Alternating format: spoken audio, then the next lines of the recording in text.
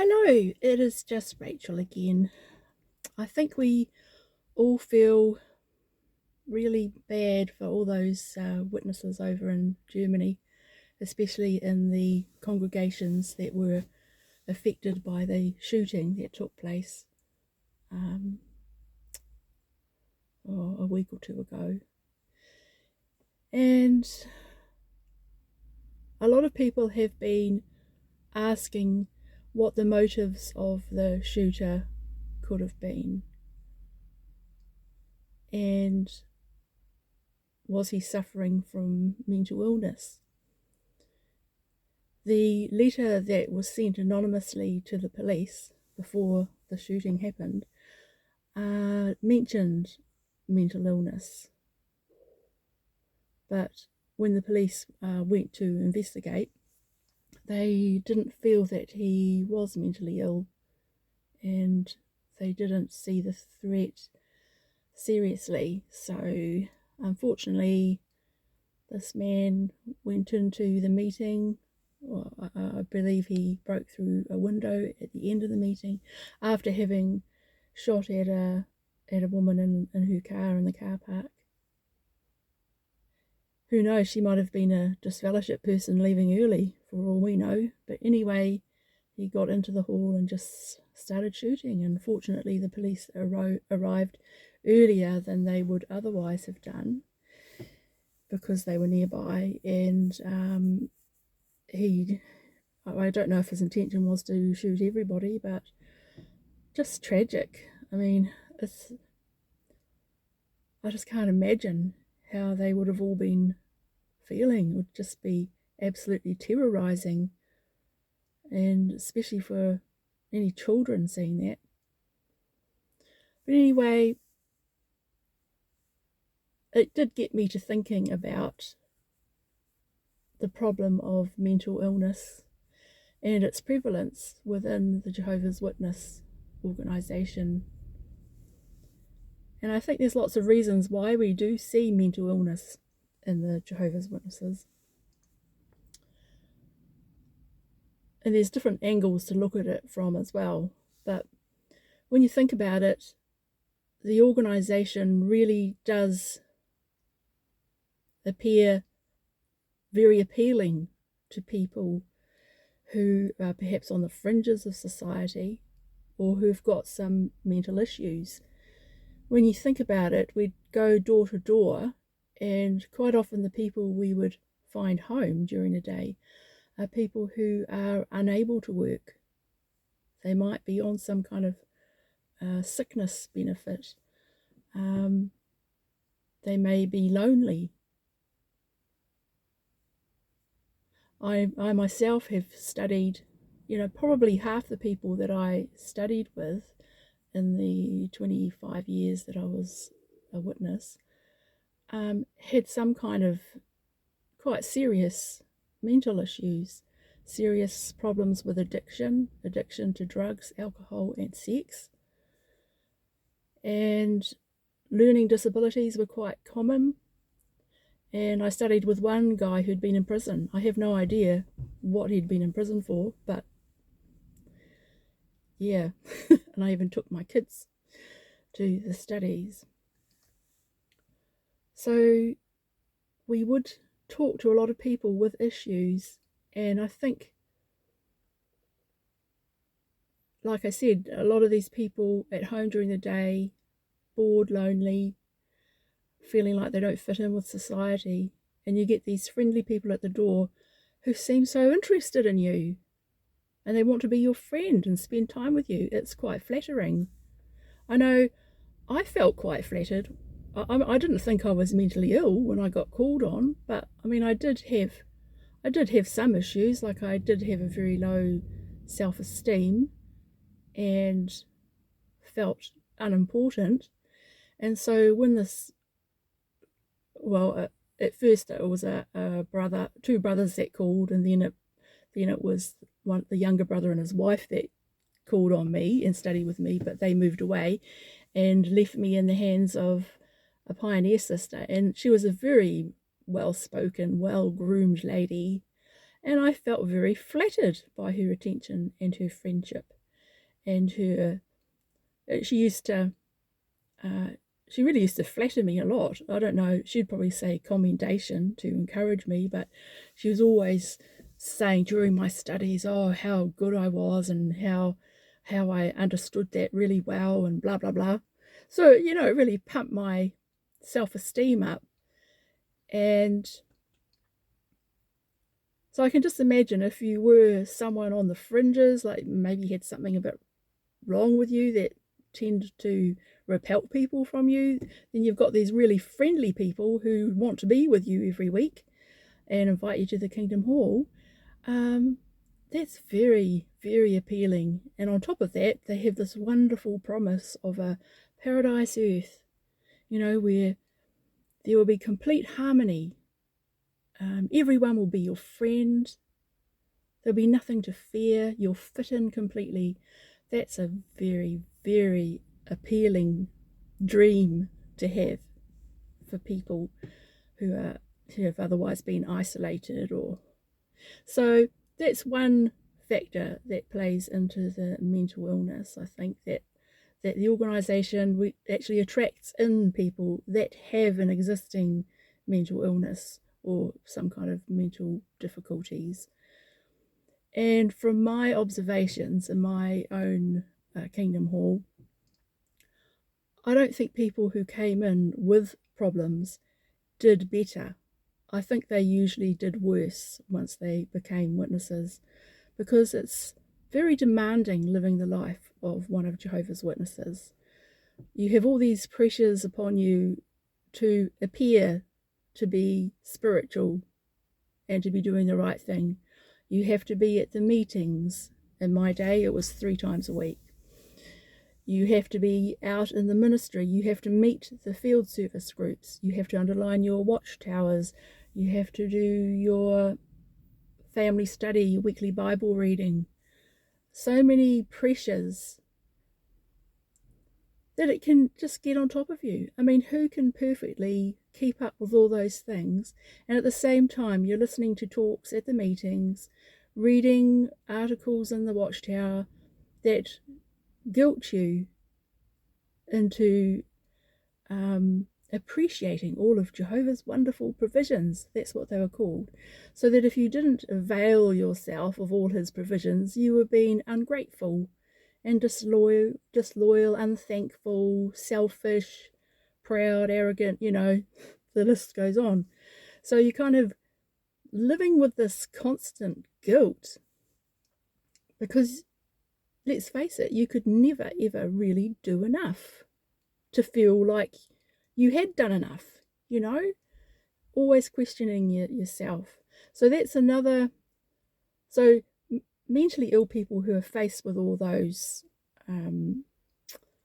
demands are just going to buckle. And I had seen people in my old congregation who couldn't handle it and would end up going back to their old associates. Some of them were from gangs and they went back to their gang friends and did stuff. And of course they, would be disfellowshipped and then face the ostracism from all these people that they had thought were their friends and that were genuinely interested in them. So mentally ill people don't do very well when they come into the organisation, but then I feel that people who come into the organisation with a clean bill of health mentally will soon become mentally ill or deal with issues for the reasons that I gave before. The pressure that's put on you and the guilt tripping, the fog. F for fear, O obligation, and G guilt. I don't know if anyone could really honestly say that they felt completely content, happy, joyful in that organisation. I still get triggered by the word joy. It's not a word that I feel comfortable using. It kind of makes me feel icky. because quite often at the conventions when they would have interviews of, brothers and sisters, and they'd be talking about their ministry, it's supposed to be encouraging for the rest of us, and they talk about serving Jehovah gives me so much joy, and I bet they don't use that word in their normal day-to-day language, but it seemed to get overused on the platform, and it became almost meaningless to me. I get so much joy serving Jehovah as a regular pioneer. I thought, yeah, right. Fake news. So, yes, we were constantly told too how happy we were as Jehovah's people. Jehovah's a happy God and his people are a happy people. And I remember one time I wrote to the governing body. I wrote a few times. I don't know if they ever got to see my letters, but I did get some responses, probably from the writing department or something. And I said to the governing body that, perhaps they should get down in the paddock and eat with the sheep and see what they're really thinking and feeling, because it was just so they were just so out of tune with what goes on in the lives and in the minds of their followers, and they are their followers. So there's all these unrealistic expectations. You're supposed to be happy, and if you're not happy, then you feel guilty about not being happy, and you can't tell other people that you're not happy because then they'll think you're spiritually weak. So there's all this repression, so much repression. It's a terrible thing when you don't allow people to express their true feelings, their true selves, and that is rampant in the Jehovah's Witnesses. Sometimes I felt I'd be at the Kingdom Hall and I would feel a tension in the air, like everyone there was pretending. We're just a bunch of pretenders. We'd sort of paint a smile on our face and appear to be spiritual by having our literature underlined, put our hands up to participate. Yet, deep inside our soul, we were deeply unhappy. And I can think of one sister, she was lovely in my congregation, who she seemed to be at the meeting, she'd be so hyped up and so smiley and happy and lovely, and I used to find it very draining because there was no way I could compete with that because I didn't feel like that. But then I found out that it was a performance. She'd look like that at the hall, but then she'd be so exhausted she'd have to go home to bed and recover. So we became very good actors, and that's not going to affect your mental health in a very positive way, is it? So yes, this the repression, I think, is something that contributed to a chronic pain problem that I had for 14 years. 10 of those years were while I was a Jehovah's Witness, and then it took another 4 years to shake it, so, once I left. But I think when you're forced to hold things inside, because you can't just say what you think, because you're going to be judged, and at worst you knew that someone could tell on you. They could go and tell the elders, look, Rachel said this, there's something wrong with her, you need to talk to her. So if you didn't want elders breathing down your neck, interrogating you, then you just had to keep everything bottled up. I spoke to a couple of elders about 18 months before I finally was disfellowshipped. Initially they wanted to talk to me about my children because they weren't putting in very frequent field service reports. They weren't baptised yet either, and they never did get baptised, thank goodness, but they wanted to talk to me about my children and perhaps how they could encourage them. And I said, well, before we talk about my children, can we talk about me first? So they said, that's okay. So went into the back room with them, and I spilled the beans on things that had been bothering me and building up for years, the things that I had repressed. And it was a very emotional experience. I actually, I bawled my eyes out, and I shocked myself actually, because I didn't realize I had so much bottled up, so many tears bottled up, and I just cried. I sobbed my heart out. And I think they were a bit taken aback too. But they listened to some of the things I brought out. Just common things, really, that, a lot of witnesses probably also bottle up and choose not to think about it, sweep it under the carpet. And they were very nice to me and kind. And one of them, he hugged me about 3 times during this confession of mine. And he said, Rachel, look, you just can't keep this stuff bottled up. You just can't. And I do remember saying to him, well, I don't have a choice, do I? Because we really didn't. I mean, you see what happened at the end. I did get disfellowship, didn't I? So if I'd stayed bottled up, I'd probably, well, I might have been dead. I might have done myself in. But anyway, so you really put into an impossible position as a Jehovah's Witness, where you can't speak your mind, you can't be yourself, you can't express your conscience, you can't even love people, but so none of these things are going to be good on your mental health, are they? So another thing that I did want to touch on is that how when you have a belief system where you have been convinced that the Bible is true, that the stories in the Bible are true,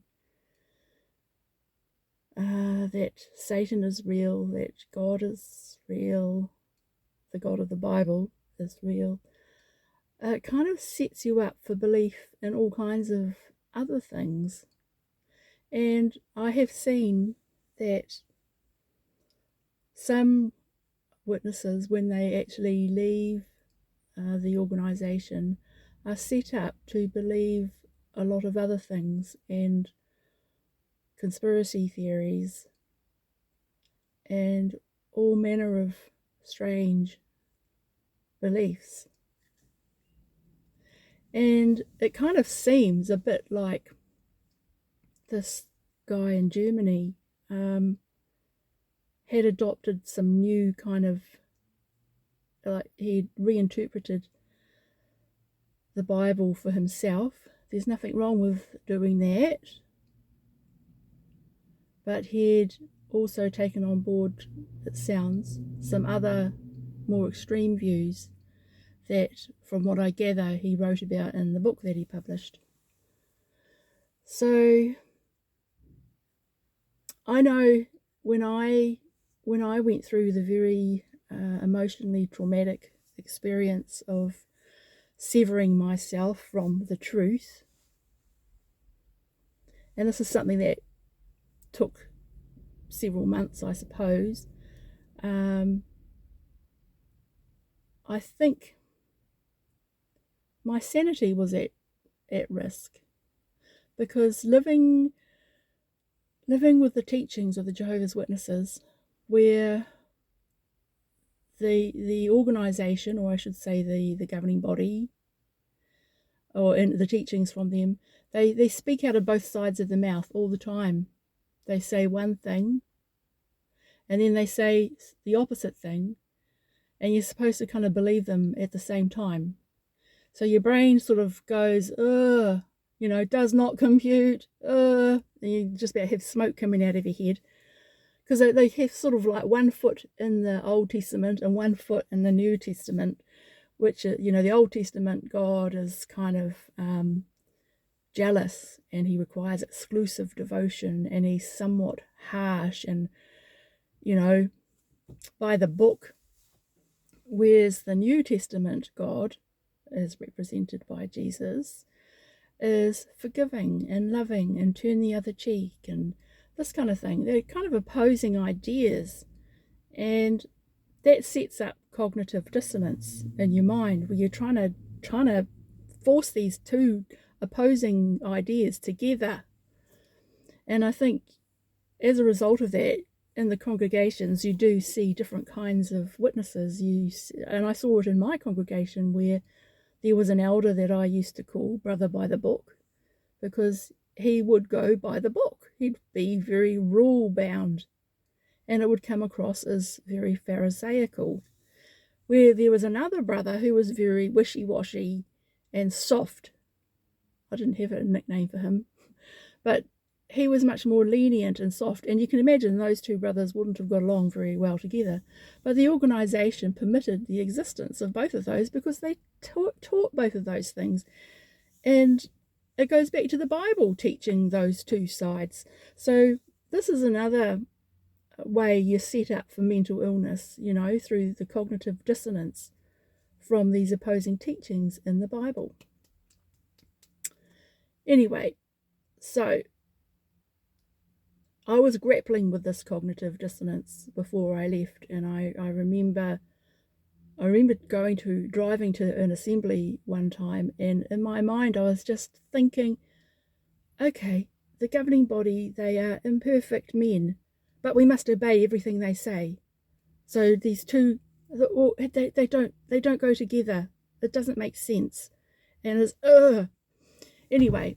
So that's the kind of mindset I had, and I honestly felt like I was going mad. So, and I still had, even when I ended up having sort of discussions with the elders, because elders came around on two occasions to,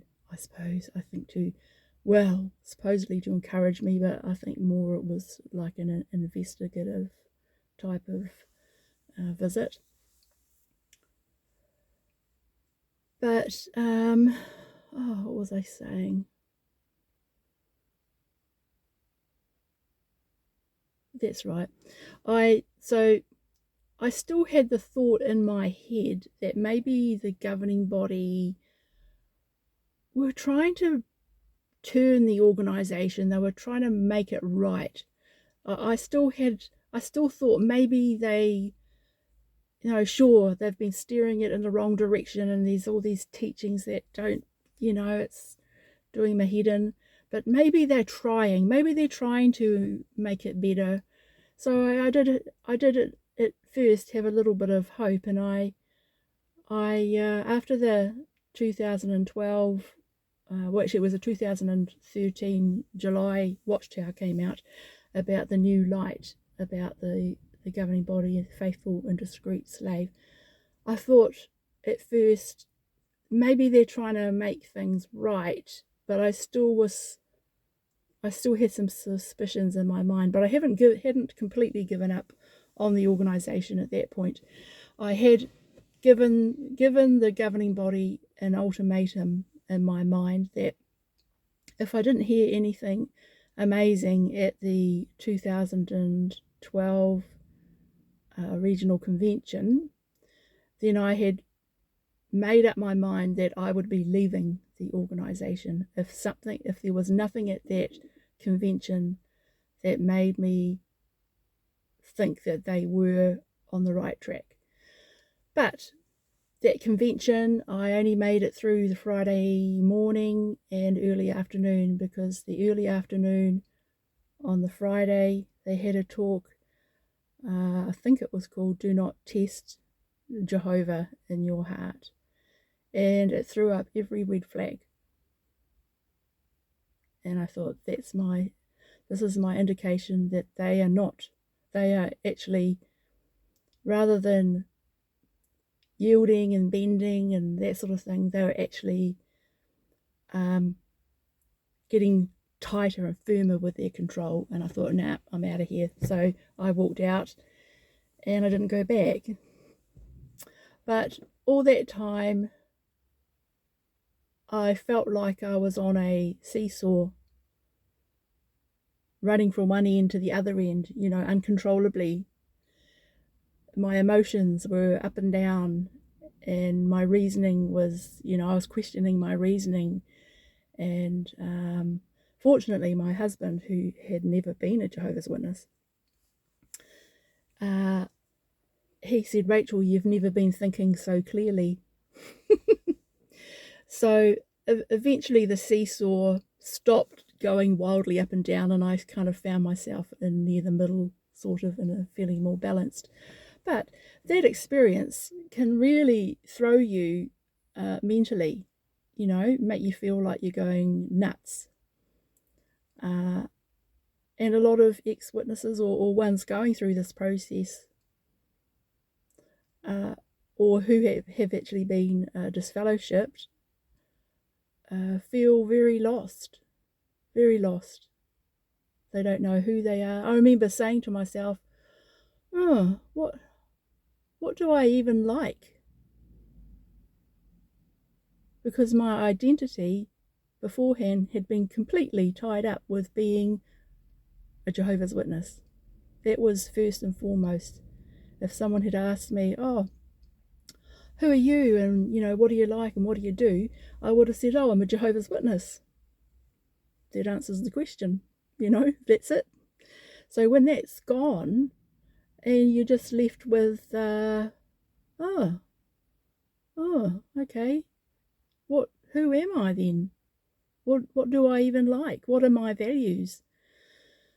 So if you're trying to process all of that, that's not, that's a serious kind of blow to your mental health. Fortunately, I came through okay. But one thing I did want to bring out too is that when I was going through this process, and I knew I was going to be, so you've had it drummed into you that this is Jehovah's organisation, and there's no other way. This is it. And you're so tied into it. Every aspect of your life is, being a Jehovah's Witness would dictate to you every aspect of your life. Everything. Right down to how you talk, what you wear, that kind of thing. Everything. And I think I was being torn inside, like separating yourself from something that you, for so many years, you had thought was life for you. That that the organisation meant your life, your current life and your future life prospects depended on your connection with this organisation. So severing yourself from it is scary and traumatic. And I think my brain tried to help me make it easier to make that separation. This probably sounds a bit weird, but I really believed that Jesus was calling me out of the organisation. And not that I heard anything visibly, audibly, but I really felt that he was calling me. I was one of his sheep, and he had seen my heart and my struggles, and he was pulling me out, and through Holy Spirit. And I really believed that. And I think I actually went through a stage where I kind of believed that I was getting signs, things that are probably pretty insignificant and coincidental, but I was reading them as signs that I was doing the right thing. Like, for an example, there's a church down the road from me, and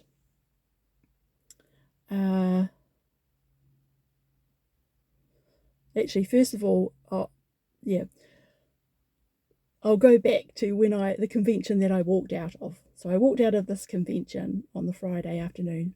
On the Sunday, I decided that I would meet my mum and take my daughter to go to a pottery exhibition and a cafe.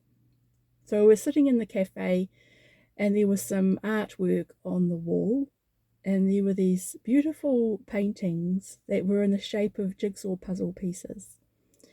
And they had each one had just a little bird painted on it. And I looked at it and I thought, that's exactly how I feel, like I'm a little bird on my own, separated from my flock, the witnesses. And here I am by myself on the ground. And I'd think of that scripture about Jehovah noticing when a bird falls to the ground or something like that. And then I looked at the shape of the puzzle pieces, and the puzzle pieces are made to connect with other pieces. And so in my mind, I had this thought of connecting. Now that I was a free little bird, I could connect with other free little birds. So I had this puzzle concept in my brain. And then the church at the end of the road from me had a big sign out the front. It was a great big huge puzzle piece, and it said, "Jesus is the missing piece" on it. So I kind of put these two things together and made it into a sign that I was doing the right thing. There was lots of things like that I put two and two together and came up with, Rachel, you're doing the right thing.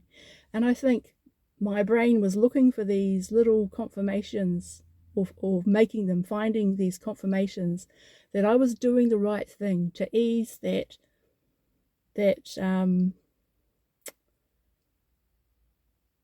torn feeling that I had, because cutting myself off from the governing body, I'd been taught would be like ending my life, severing my life, So believing all this, I think, really helped me to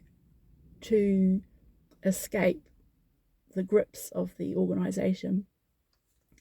I don't feel like that any longer. I do now believe that what I thought was Jesus calling me out and the Holy Spirit pulling me was just me.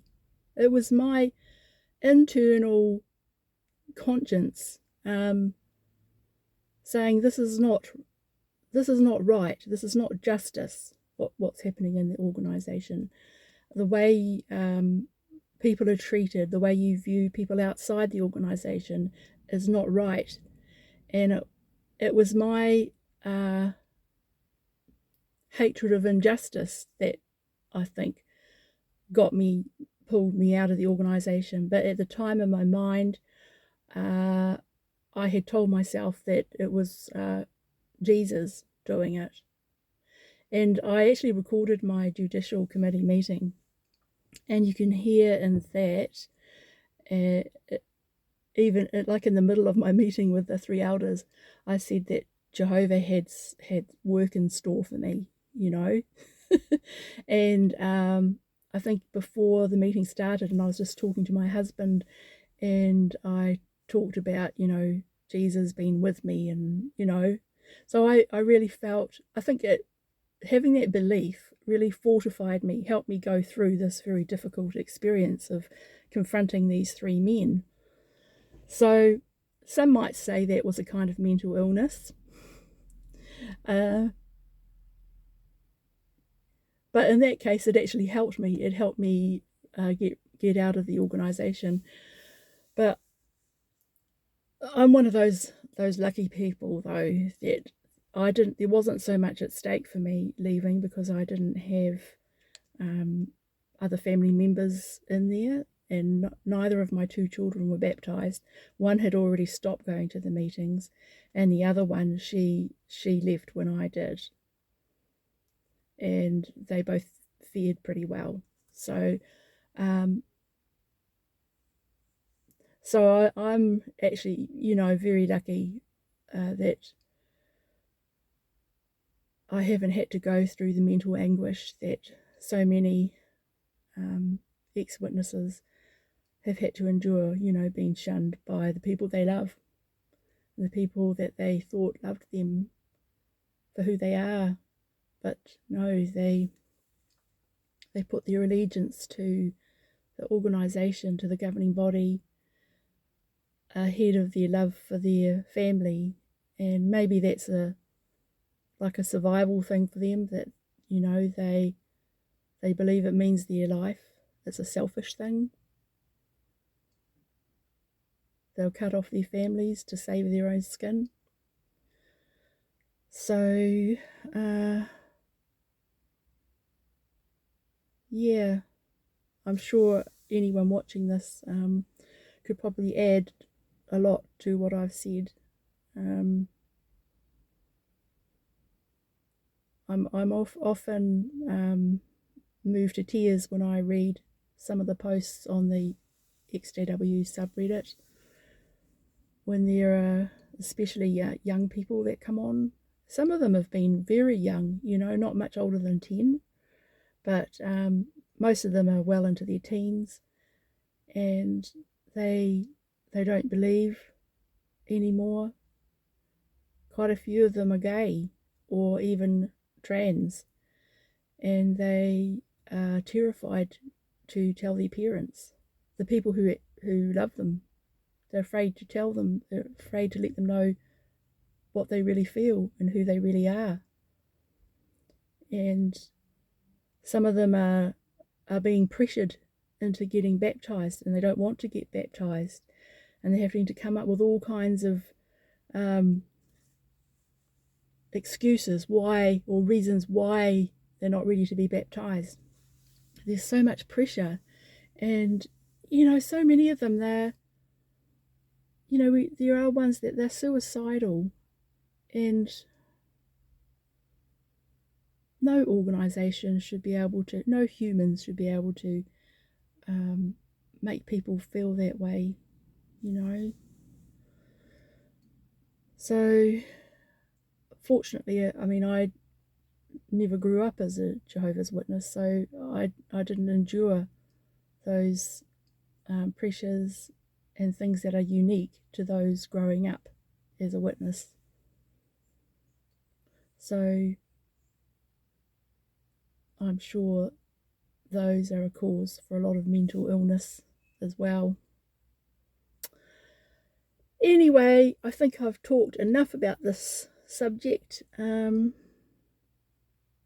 hope it hasn't been too depressing, but it's something. It's a sad reality, isn't it?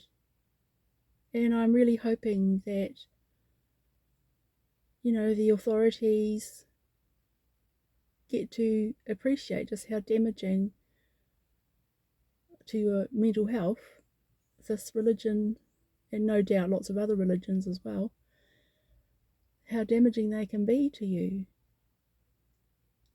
And not that they can stop people believing what they choose to believe, but they can at least not endorse these groups, like give them charity registration and tax benefits. So, and we need to make the public aware too, not to be, to be cautious about involvement in these groups that are so controlling and repressive. Anyway, I'm doing my best to do that here in New Zealand, and let's hope that in years to come we won't see oppressive groups like this doing what they do. Anyway, here's hoping. Bye.